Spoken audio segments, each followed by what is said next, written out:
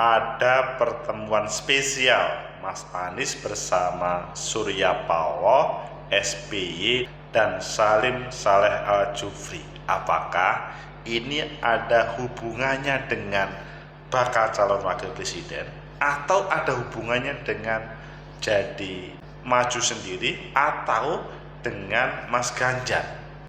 Bagaimana menurut kalian? Menurut analisis saya,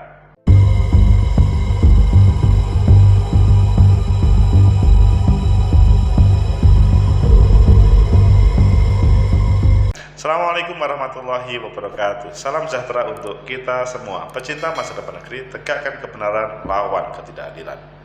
Ada beberapa berita menarik terkait dengan pertemuan elit Partai Demokrat, Nasdem, dan PKS.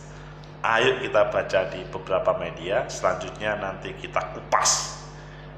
Pertama di Tempo, Anies Baswedan ungkap tujuan temui Surya Paloh, SBY, dan Salim Segaf Al-Jufri. Kalau di berita lainnya, juga di Tempo, begini hasil pertemuan Anies Baswedan dengan 3 ketua umum partai 3 hari terakhir. Serius, sesudah dengan Dewan Pembina, Dewan Penasihat, dengan ketua umumnya. Selanjutnya di Detik, Anies Baswedan sambil kediaman SBY di Cekias. Ini salah satu yang ditampilkan. Kita pilih yang kedua tentang pertemuan dengan ketua umum partai. Apa keputusannya? Begini hasil pertemuan Anies Baswedan dengan 3 ketua umum partai 3 hari terakhir. Ini adalah hari maraton. Tempo.co Jakarta, bakal calon presiden Anies Baswedan menjelaskan agenda pertemuannya dengan ketua umum partai Nasdem Surya Paloh, lalu ketua Majelis Tinggi Partai Demokrat SBY Susilo Bambang Yudhoyono, dan Ketua Majelis Suro PKS Partai Keadilan Sejahtera Salim Segaf Al-Jufri untuk menyamakan langkah menjelang Pilpres 2024. Anies bertemu dengan 3 pimpinan partai tersebut berurutan sejak 3 hari terakhir. Pertemuan itu tadi memperkaya bekal-bekal yang bisa kami bawa dalam menjalankan ke depan. Karena kami menyamakan langkah, menyamakan strategi untuk menjalani hari-hari ke depan. Pekan-pekan ke depan, kata Anies di kediaman Salim Segaf Al-Jufri di Pejaten, Jakarta. Pertama, Anies bertemu ketua umum partai pengusungnya yakni Partai Nasdem Surya Paloh dan anggotanya tim 8 di Hotel Grand Hyatt Jakarta pada Kamis malam 24 Agustus. Menurut politikus Partai Nasdem Willy Aditya mengatakan bahwa pertemuan itu diinisiasi oleh Surya Paloh dan rutin digelar untuk mendengarkan laporan dari semua elemen koalisi perubahan. Anggota tim 8 sendiri terdiri dari Willy Aditya dan Sugeng Suparwoto sebagai perwakilan dari Partai Nasdem, Tengku Rifki Harsha dari Partai Demokrat, dan Al-Muzamil Yusuf dari Partai Keadilan Sejahtera. Selain itu ada juga Sudirman Said yang merupakan perwakilan dari Anies Baswedan. Menurut Willy, pertemuan tersebut hanya pertemuan rutin yang menjelaskan soal perkembangan koalisi dari semua pergerakan. Ditanya soal pembahasan mengenai calon wakil presiden, Willy tidak mau menjawab.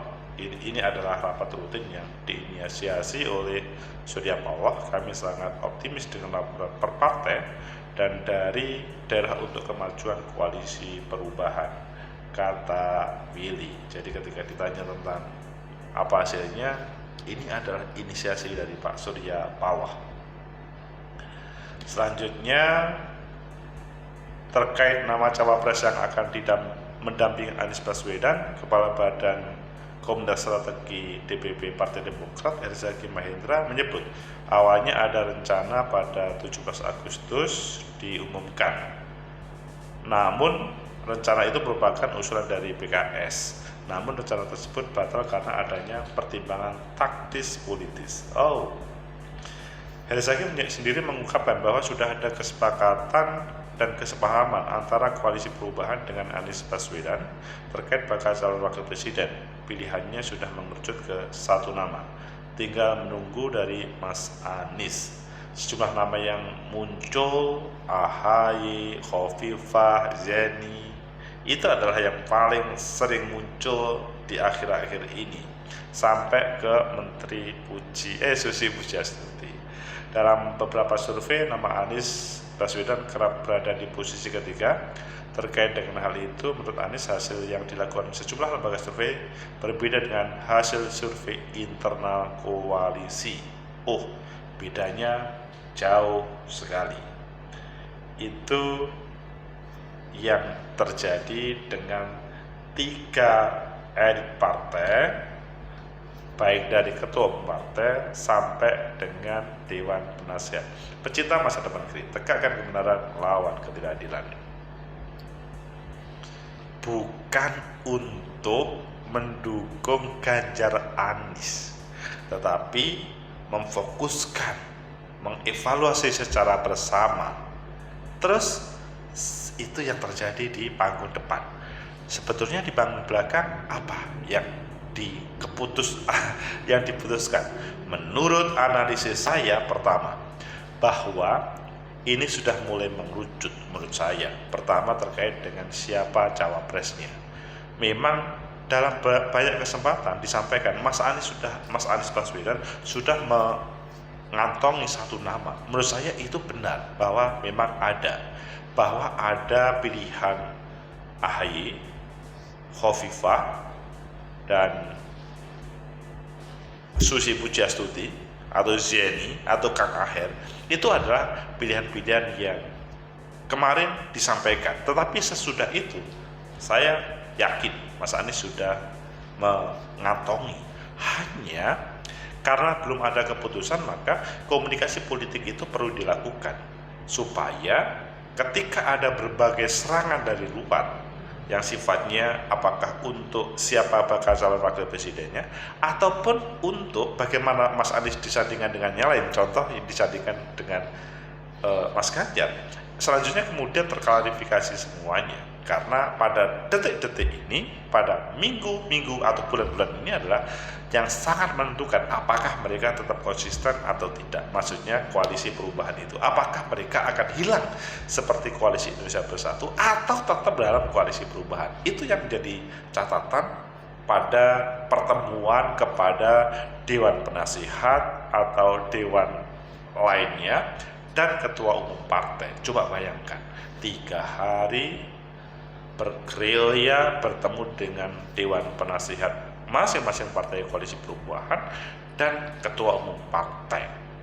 Sesuatu dan pasti lebih mengerucut. Kemudian yang kedua, apakah hal ini menunjukkan bahwa Mas Anies tetap akan fighting? Kalau menurut saya iya. Bahwa ada tawaran untuk bergabung dengan Mas Ganjar, itu iya. Tetapi bahwa ini marwah partai, dan lebih penting lagi adalah ini adalah simbol berkontestasi, simbol fighter dalam proses kontestasi nanti. Jadi kalau pemilu 2024 itu tidak ngomong hanya kemenangan pilpres saja, tetapi juga kemenangan partai politik. Memang tidak ada satupun partai politik yang percaya diri kecuali PDI Perjuangan untuk bertarung sendiri seperti ini. Tapi bahwa kepercayaan diri saja tidak cukup.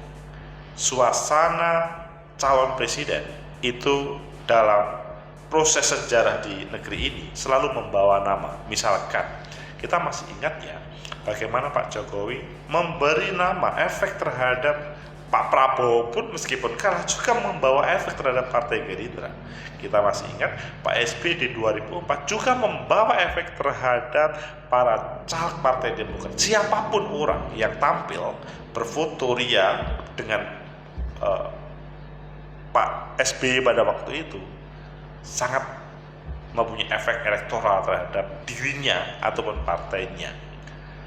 Sehingga ini tidak cukup ngomong menang ataupun kalah capres, tetapi bagaimana sebagai strategi untuk meraih kemenangan dalam pileg juga. Meskipun sekali lagi tidak ada satupun kecuali PDI Perjuangan yang percaya diri saatnya tarung sendiri, maju sendiri begitu. Itu biasanya kalau ngomong Partai Gerindra dahulu adalah sebagai simbol, tapi selanjutnya pada kesempatan ini malah didatangi oleh banyak partai untuk menjadi bagian dari proses koalisi. Kemudian analisa yang ketiga, segera mungkin Mas Anies akan mendeklarasikan. PKS pada 17 Agustus menyampaikan sudah akan diumumkan, tapi secara taktik politis oleh Partai Koalisi Perubahan jangan dulu, karena secara taktik politis akan membahayakan. Sekarang 3 bakal capres termasuk partai politik atau gabungan partai politik yang mengusung itu saling menunggu, wait and see siapa yang akan jadi pasangannya. Kalau misalkan Mas Anies menampilkan si A, maka langsung mereka akan membuat strategi. Dan biasanya membuat strategi ini adalah pada injury time itu akan berefek terhadap elektoral. Di sini semuanya saling menunggu. Meskipun kalau tepat dalam pilihannya siapa bakal cawapresnya, kemungkinan tidak perlu menunggu, dia akan mendapatkan elektoral yang lebih. Pecinta masa depan negeri, tegakkan kebenaran, lawan ketidakadilan. Itulah suasana pertemuan Mas Anies Baswedan dengan 3 elit di masing-masing partai, termasuk ketua umum partai. Semoga menjadi dinamika yang lebih baik, termasuk dengan koalisi kebangkitan Indonesia Raya, begitu juga koalisi yang menampilkan PDI, P3, dan selanjutnya. Semoga bermanfaat. Like, subscribe, comment, and share. Sampai jumpa.